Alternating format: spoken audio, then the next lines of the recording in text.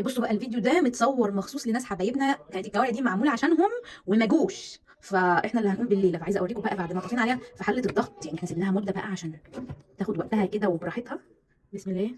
بصوا بسم الله ما شاء الله عامل ازاي. انا بصوا مش من عشاق الكوارع قوي اللي هي الجاموسي او البقري. انا هتستغربوا انا بعشق الكوارع الجملي. الكوارع الجملي دي في حته تانيه خالص، الناس اللي جربتها اكيد فاهمين انا قصدي. تحفه تحفه الكوارع الجملي. بس بصوا بقى، بصوا الكوارع هنا بعد ما دابت، يعني احنا سيبناها مده. عارفين حاله الضغط اصلا تعمل ايه في الحاجه؟ شايفين؟ مش مستحمله. عايزه اوريكم برضو النخاع. تعالي هنا. شايفين النخاع اللي كنتوا هتاكلوا الكوارع دي النهارده وما جيتوش؟ شايفين المنظر؟ وحش خالص. ما تقلقيش انا هقوم لك بالنخاع ده. عشان انا مش في الكوارع أوي، بس انا هقوم بالنخاع. بصوا الشوربه بتاعتها.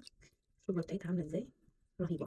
طبعا الكوارع حلوه جدا طبعا للجوينتس في جسمنا، او ايه يا ربي، اللي هي يعني الماده الجيلاتينيه عامه في جسمنا، للناس اللي عندها مشكله في الركب او مشكله في المفاصل، فالكوارع مفيده